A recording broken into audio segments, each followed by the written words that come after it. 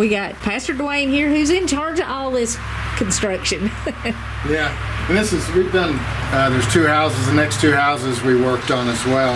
And this was all dammed up with debris, and we had brought equipment in here and removed the debris to restore the flow of the stream so it wouldn't flood again in this area.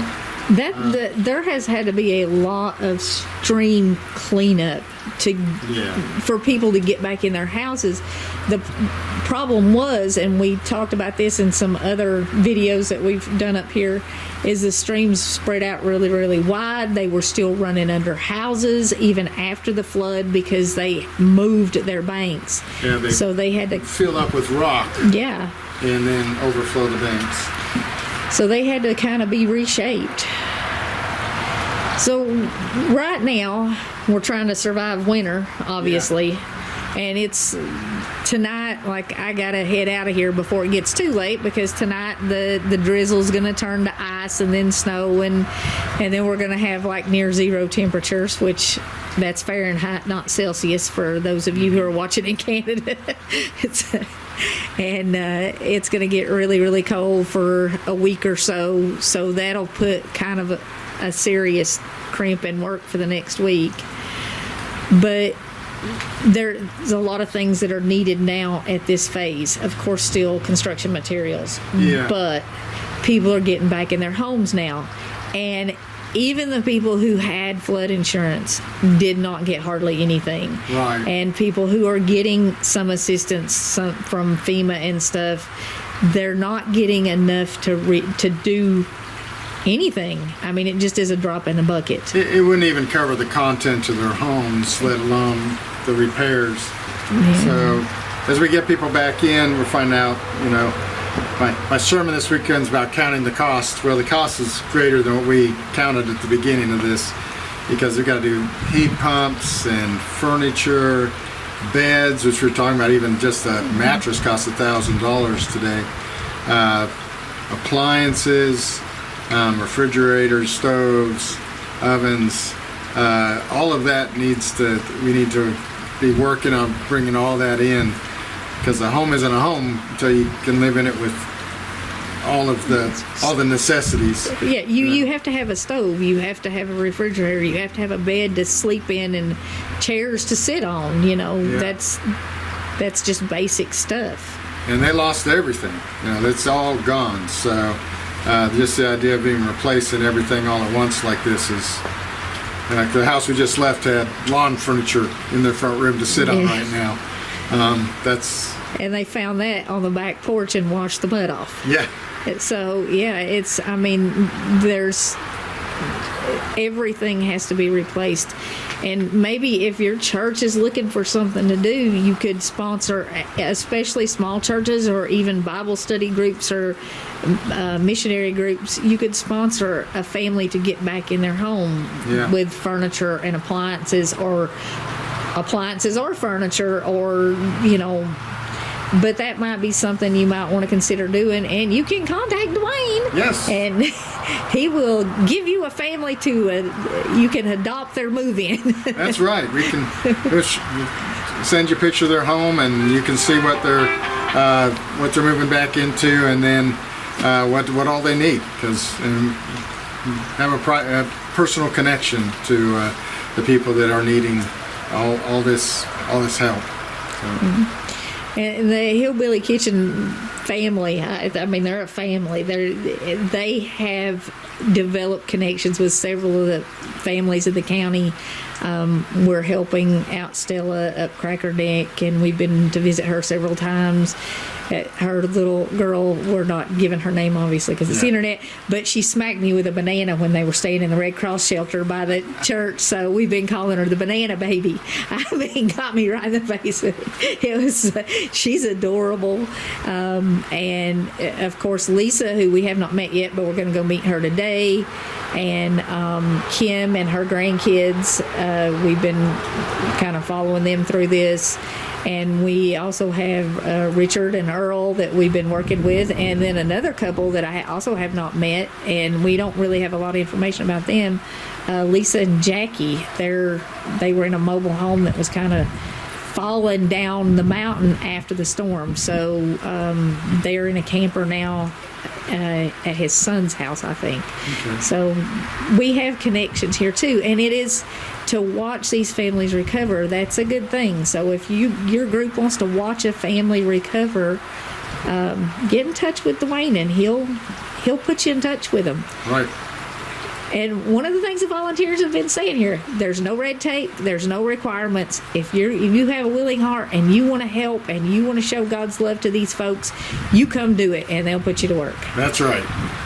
Lots of work to do. Lots of work to do. This is one of the places where volunteers who come down are going to be staying at. So if you come down, you might get to stay in this historic cabin here. Obviously, it's equipped with all of the creature comforts. But this is really cool, and not something you're going to get to stay in if you don't come volunteer. Yeah. This was also flooded. You can see the watermarks way up here on the window, right here. I You mean, see the new flooring that we put in. yeah, they put new floor down, and the river is right back here. And this would be really nice this summer. Yeah. It'd be a great place for people to stay. Yeah, in the summertime, this would be the place to stay. I mean, if you want a mission trip that's also a vacation, this is it. Go trout fishing off the back porch here. Yeah. I look forward to this being full all summer long. Yeah, God, this cabin is so cool. I don't know, I might have van trouble and have to stay in here at least one night. This is just cool. There we got cots upstairs. There's 14 cots upstairs for people to sleep on. So, it's the real pioneer experience. If you've ever done any of the tours of the old settlements, and especially like the roadhouses, they literally had people sleeping on cots, and like to sleep on a cot, it cost you more than to sleep on the floor under the cot. So, but they won't put you on the floor under the cot. This is just beautiful. So we're going to go on down the road here and talk to some more folks. I'm out riding around with Pastor Dwayne, and we're at one of the houses that has been gutted and is being rebuilt. Where are we in the county, kind of? We are on 421, just outside of Mountain City, and Maymead, the rock, when they repaired this highway, they're just down the way here. And this is of a former mill person's home, and it was, if you see up on the window, about halfway up the window panes there is about where the water got to, and about 4 feet into the house. And we are here, we've had this completely gutted and put back in the drywall, subfloors, and now we're putting hardwood flooring in this house today, and getting close to done. Good. I see another house down through the valley here. You can see the destruction. Yeah. That had floated there, and it's in the way of a lady getting up into her driveway. And so they're trying to get that cleared out so she can get up and down her driveway. Okay, so that house doesn't belong there that you can see pieces of. Does not belong there. And there's an outbuilding over here that's kind of pushed over to the side. Anyway, we're going to go inside here where people are working and kind of see what's going on. And you can see all this slush out here that's going to refreeze tonight probably. And that's really making working interesting.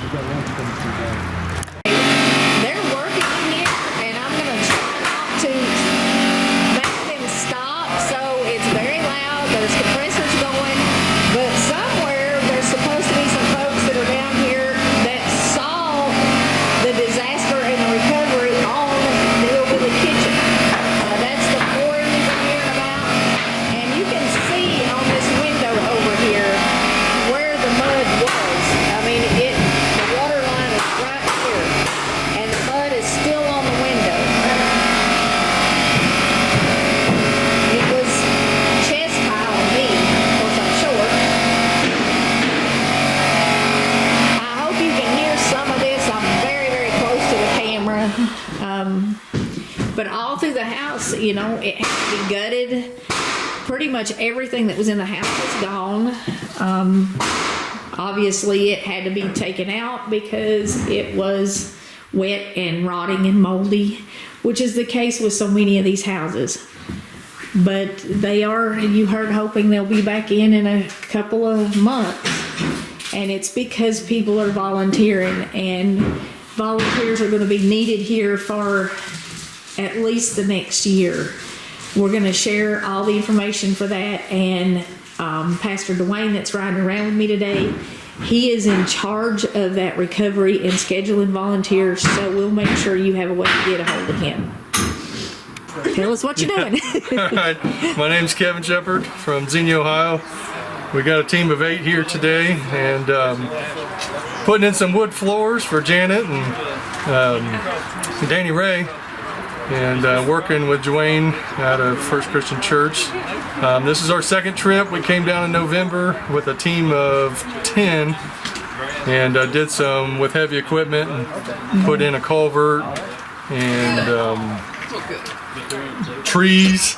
And for Earl Taylor, we cleared out his access to get to his cattle, so we had to clean out the creek and stuff from all the rock. But enjoying every minute of it. We're helping. We brought down some clothes, and right now our church is trying to gather up even more stuff to bring down for the pregnancy center and stuff like that. So me and my brother originally got all this started and just started asking people, and it's been amazing. Just loving every minute of it. I'm glad to be here. Well, Kevin and his brother John, right? Yep. Yeah, they heard about this on the Hillbilly Kitchen, and that's why they're here. And I know they're not the only ones who have heard about it from watching the videos that we're doing here. But you really can just call Dwayne and come down here if you want to help. And there's not red tape here. This is not one of those places where you're going to be turned away or you're going to be told you're not needed. You call Dwayne and he will find you a place to use your hammer. And he will take care of you. I mean, he treats us. I've never been treated like this on a mission trip. He's amazing. The whole church is amazing. So we're very thankful and blessed to be here and to be able to get a hold of Dwayne through your show. It's just been awesome, because we originally tried to go to North Carolina and it was just dead end after dead end. And that's sad, because there is so much need and people are being red taped to death and they're not able to help. But if you want to help, this is the place to come, because they will welcome you with open arms and appreciate everything you do. Yes, that's for sure. Yes. So thank you so much. The second trip, and I hope I see you in the spring when I come up here. So this weather is not. Yep, I know I'm in a t-shirt, but it's pretty warm in the house. So yeah. Well, I'm gonna let you go back in. Thank you so much. Thank you for coming down. Appreciate it. Yeah. I'm here because Kevin came out to the church and asked for people to help, and I just freshly turned 18, and I've always wanted to come out and help, but I didn't know how. So I went and talked to Kevin about it, and coming down here, I was expecting, I wasn't expecting to be so bad, but as soon as we pulled in and they're talking about everything, showing me pictures from the beginning, I definitely knew that God wanted me here. I felt it in my heart, because it's devastating what happened, and it's definitely amazing to help, and they need it. Everyone here needs it, and they're all so grateful, and it's a great time. Everyone's joking, and they feed us and take care of us, and we give them our labor and our supplies, and it's fun, and it's not like a normal mission trip where you're sleeping on the hard cold ground and stuff like that. They take care of you, and it's a lot of fun. But it is a normal mission trip, because you're here because God wanted you here, and you are helping people who need help. Yep. And she just turned 18, y'all, and she's doing this, so you can do it. Mm-hmm. Anybody can do it. I mean, you don't even have to be 18 to do it. You can come down below 18. I came because my church was willing to help me get down here because I didn't have transportation. But, I mean, all you got to do is hop in your car and come down here and come to First Church and tell them, hey, I'm here to help, and they'll point you in the right direction. It's amazing how willing they are to have people help and have people come in, and see them at their low and help them get back to their high, so that way they're the beautiful, great city that they've always been. God is restoring, and He is restoring better than it was before. Because that's what He does. We're restarting houses from the bare bones and making sure they have a good foundation and good like beams are being replaced and walls and everything to make sure these houses are brand new that were crippling right before the hurricane came in. So it's definitely God's power coming through and helping, making sure these people, these very amazing people, get what they need and the houses and the help that they need. Well, thank you so much. Thank you for coming down here, and thank you for sharing your story with other people that might want to come help. Y'all, come help. Come help. Thank you. God bless you. So I stopped by the First Christian Church today while I was waiting on our trailer to be delivered, and there was a food truck out here, and I just went up and placed my order and didn't see a price and thought that was kind of curious, and then I found out that it was World Central Kitchen, and I'm gonna let Jordan kind of tell you about what they're doing up here. Yes, I'm Jordan with Fuego Food Truck, the owner of it. I've had it since 2021, COVID happened, and since Helene came in the area, kind of devastated a lot of area and destroyed homes and just destroyed the community pretty much. World Central Kitchen reached out to some people in the area as contractors to help serve food to those in need. Well, that's really cool. How long have y'all been up here at the church? How many times? We have been up at the church since the 1st of October, so about a month. Oh, so you've been here since a while. Yeah, we've been serving that's for cool. about a month. I talked to Chris. She was one of the ladies that worked in the kitchen over here, and she said she tried to have food trucks up here every day too, not just what the church was doing. Right. So I guess you've been here with her pretty much since the beginning of it. Yes, that's true. And tell me about World Central Kitchen. Where do you get your money? Because when I came up and placed my order, there was no price on it, and I have a nice stain now, so I'm gonna be wearing that around all day.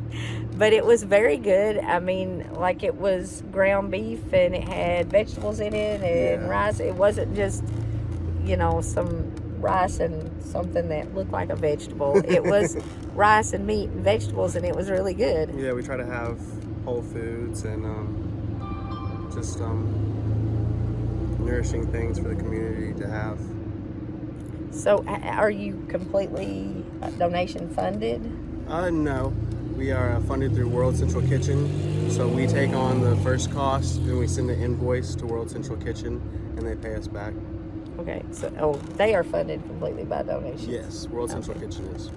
So if you're looking for a way to feed people in a disaster, because they don't just come here, they go to disasters everywhere, World Central Kitchen is working, and they have been working up here since this started, and in a lot of other areas that were affected by Helene since this started. So thank you very much for your time. Thank you for the delicious meal, and thank World Central Kitchen for everything they do. Awesome. Thank you so much. Okay, I'm still here at the church, and I'm with John Shepard, and him and his wife watch the Hillbilly Kitchen, and he brought a crew of how many down here? 11 people. 11 people down here with him. Tell us why you're here, and you said what you brought, what you've been doing. Yeah, my wife, I've been looking for a place to go help since the floods had happened, and didn't really know where to go, and kind of prayed about it.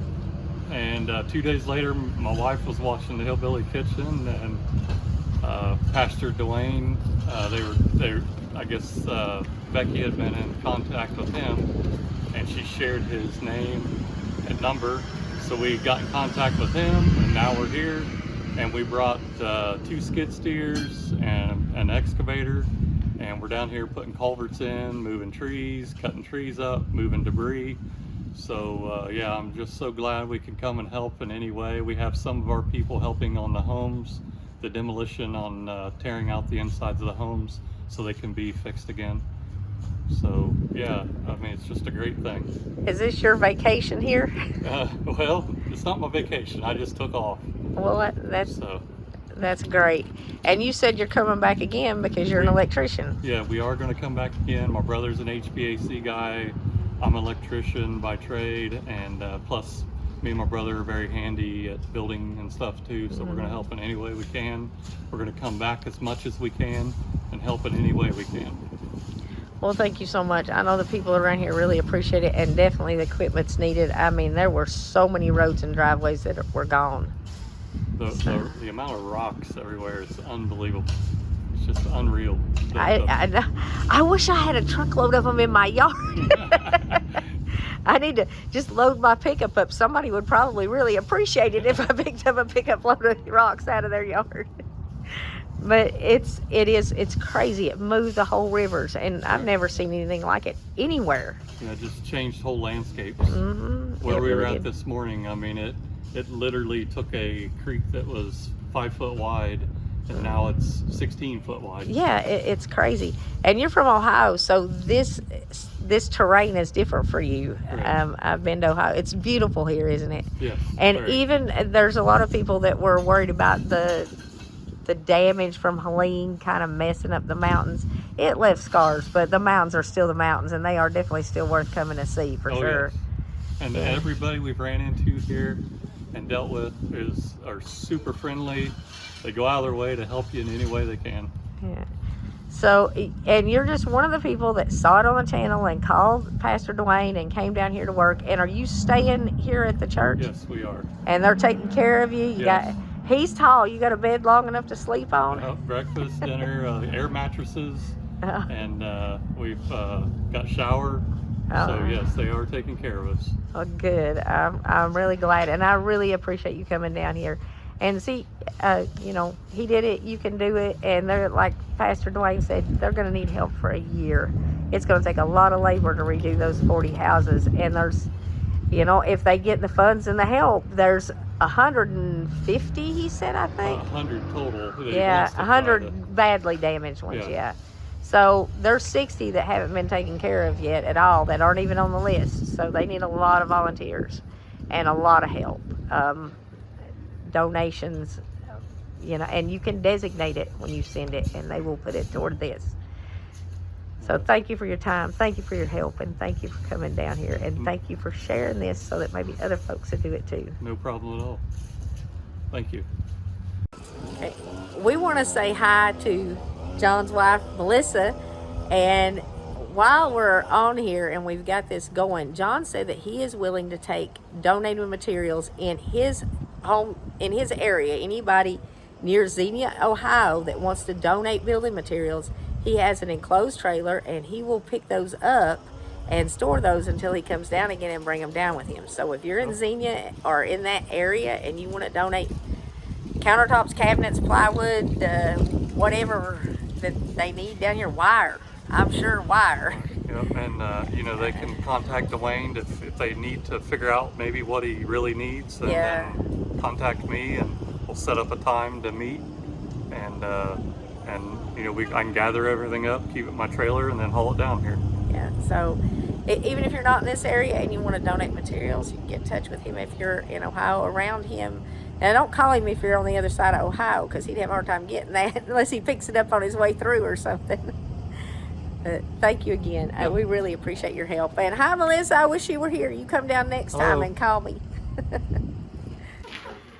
I'm in one of the homes just outside of Mountain City, and we have a lot of volunteers here, a group from Ohio and another group from Pennsylvania. This is one of the houses that Pastor Dwayne is working on with the folks that are coming down to help. And some of them are going to kind of tell you why they're here, what's going on. This is one of those houses that was about to be condemned, and the folks really wanted to stay in it, and I think Pastor Dwayne kind of stepped up and said, we'll take care of it. And he is. And so are the volunteers who are here. So anyway, ladies, you want to... Hi, I'm Morgan. I'm Mandy. And we're both from southwestern PA. We actually never met in person before till this trip, so it yesterday. Yesterday. So it was actually a funny story. We both felt led separately that we needed to come down. This is my second trip down. The first time... My first.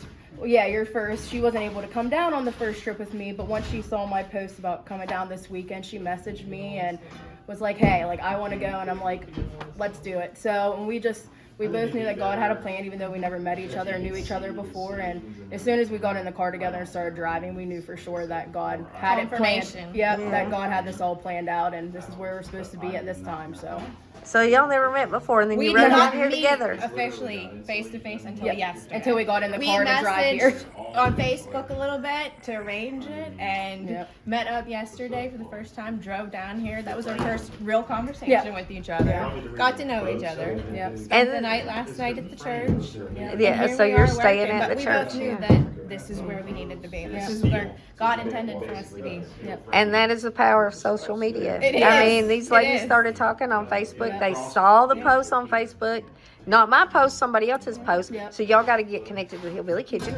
Yeah, for sure. But and they met on Facebook and then drove down here, and God is working through social media. So all you Yes. folks who are, social media is a good thing Yeah. if Yes. it's Yeah. used in a Yes. good way, Yeah. and this is using it in a good way. It's helping people that really need help. And that's how the stories are actually, real stories are getting out, because the news isn't covering how it really is.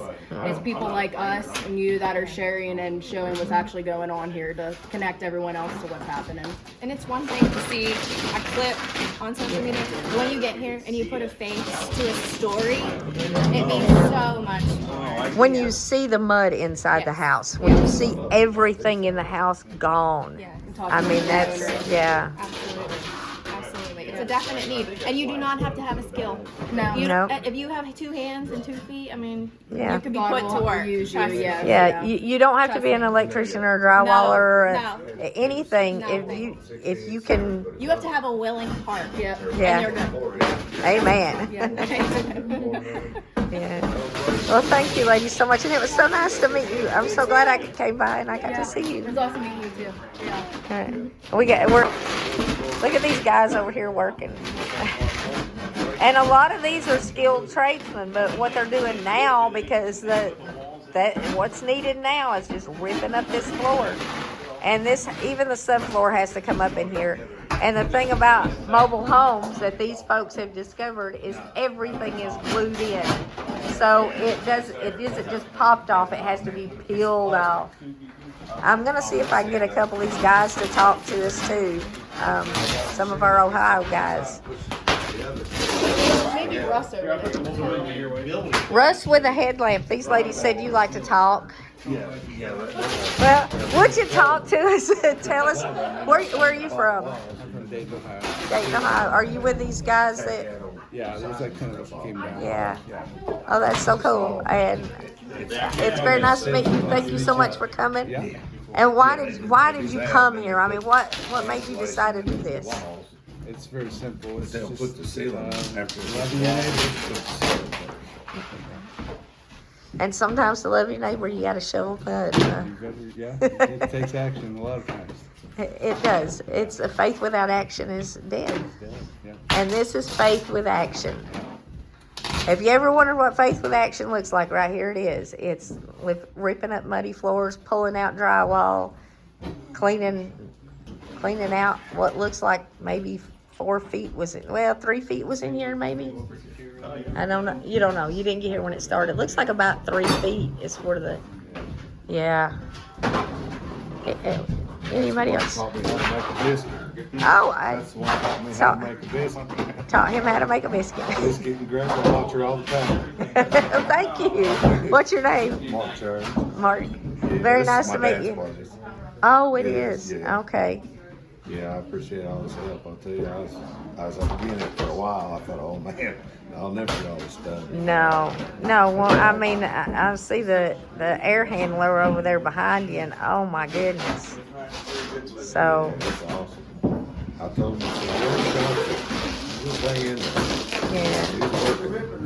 Well, the folks that are watching the Hillbilly Kitchen are sending stuff to helping others. So when they get ready to get back in here, send them over there because they got blankets and linens and towels and they're continuing to send that stuff over to helping others, and it's designated for people like your parents. Right. So And, well, like I said, everything they have is gone. So yeah. blankets, I burn all of them. Just covered in mud. So.